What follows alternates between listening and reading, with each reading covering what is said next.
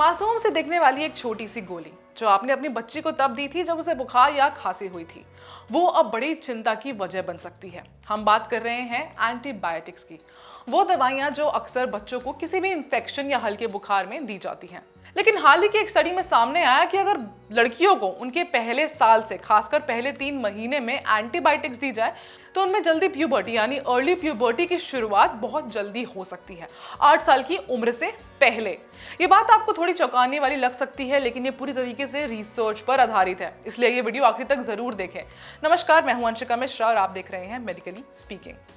इस स्टडी में करीब 3.5 लाख बच्चों का डेटा को एनालाइज किया गया जो जन्म के बाद पहले 12 महीने में एंटीबायोटिक्स ले चुके थे।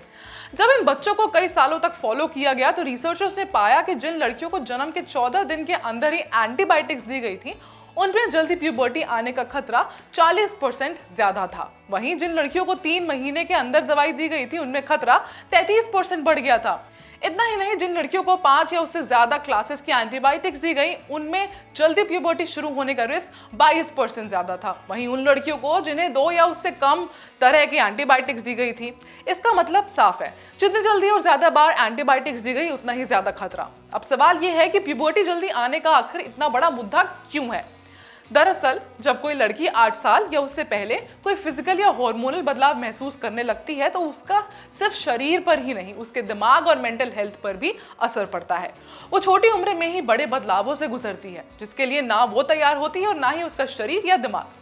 इससे बच्चों में एंजाइटी, डिप्रेशन और लो कॉन्फिडेंस जैसी समस्या बढ़ सकती है। रिसर्चर्स बताते हैं कि एंटीबायोटिक्स पेट की गट माइक्रोबायोम को डिस्टर्ब करती है, यानी वो अच्छे बैक्टीरिया जो शरीर की हेल्दी ग्रोथ और हार्मोन बैलेंस में मदद करते हैं। जब ये बैलेंस बिगड़ता है तो शरीर में हार्मोन का लेवल खराब तरीके से बढ़ने लगता है जिससे प्यूबर्टी जल्दी शुरू हो सकती है। इसलिए अब वक्त है अलर्ट होने का। हर बार जब आपका बच्चा बीमार हो तो तुरंत एंटीबायोटिक्स की तरफ ना भागें। डॉक्टर से पूछें क्या यह दवा वाकई जरूरी है, क्या बिना एंटीबायोटिक के इलाज हो सकता है। जरूरी हो तो जरूर दीजिए, लेकिन सोच समझकर, क्योंकि आज की एक लापरवाही कल को आपकी बच्ची पर बड़ा असर डाल सकती है। एक एंटीबायोटिक सिर्फ एक इलाज नहीं बल्कि एक फैसला है जो आपके बच्चे के भविष्य को बदल सकता है। धन्यवाद।